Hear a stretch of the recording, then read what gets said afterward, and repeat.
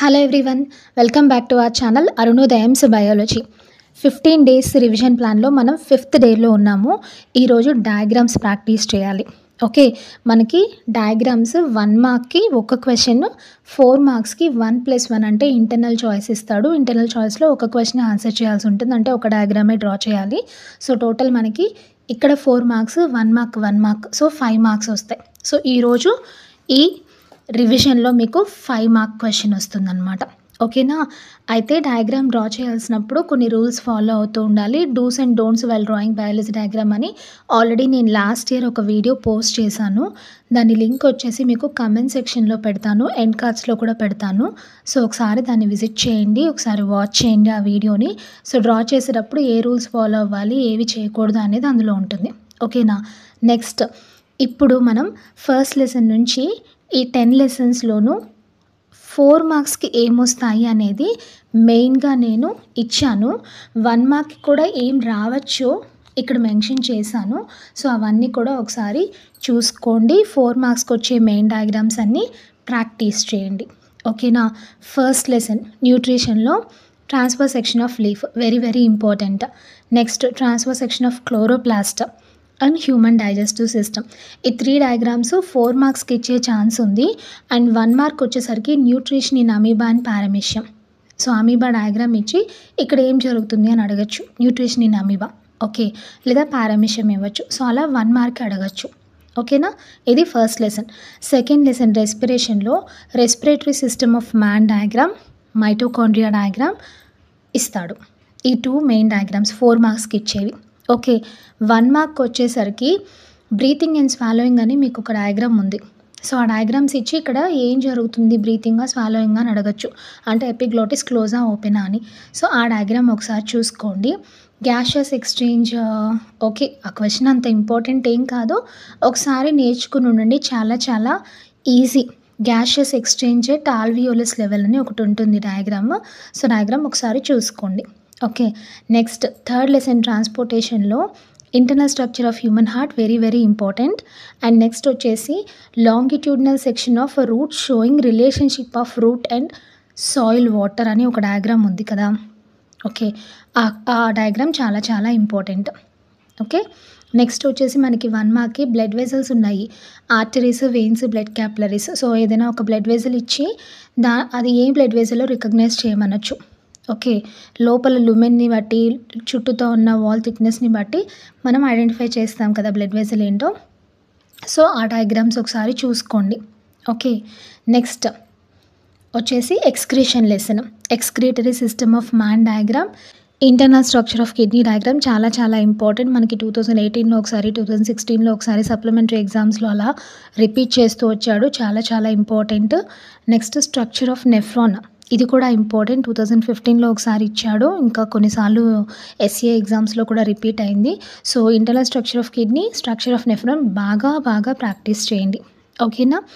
Next 1 mark వచ్చేసరికి మనకి other accessory excretory organs అని ఒక క్వశ్చన్ ఉంటుంది కదా, స్కిన్, లార్జ్ ఇంటెస్టైన్. సో వాటిల్లో ఏమైనా ఇచ్చి మనల్ని అడగచ్చు క్వశ్చన్స్. సో ఇవి ఎక్స్క్రీషన్ లెసన్లో ఉన్న డయాగ్రామ్స్. నెక్స్ట్ కోఆర్డినేషన్లో nerve cell, very very important diagram, మీకు ఆల్రెడీ వచ్చు, 8th క్లాస్ నుంచి ప్రాక్టీస్ చేస్తూనే ఉన్నారు కదా. నెక్స్ట్ హ్యూమన్ బ్రెయిన్ డయాగ్రామ్ 2017లో ఒకసారి వచ్చింది మనకి. నెక్స్ట్ రిఫ్లెక్స్ ఆర్క్ 2018లో ఒకసారి రిపీట్ అయింది ఈ question. Next transverse section of spinal cord. ఈ 4 ఇంపార్టెంట్ 4 మార్క్స్కి ఇచ్చే డయాగ్రామ్స్. ఓకే, అండ్ 1 మార్క్ వచ్చేసరికి మనకి సెన్సరీ అండ్ మోటార్ నర్వ్స్ అని 2 ఉంటాయి. ఓకే, అవి ఇచ్చేసి అవేంటి అని అడగచ్చు, లేదా ఫోటోట్రాపిజం డయాగ్రామ్ ఉంది, అక్కడ ఏం జరుగుతుంది ఫినామినా అని అడగచ్చు. సో అలా 1 మార్క్ అడగచ్చు. సో ఇవి కూడా ఒకసారి చూసుకోండి. నెక్స్ట్ రీప్రొడక్షన్ చాప్టర్, ఇది చాలా important. Male reproductive system diagram, female reproductive system diagram చాలాసార్లు రిపీట్ అయింది ఫీమేల్ రీప్రొడక్టివ్ సిస్టమ్ మనకి. నెక్స్ట్ వచ్చేసి sperm cell, very very easy. Next human embryo. Next longitudinal section of flower, main structure of flower question.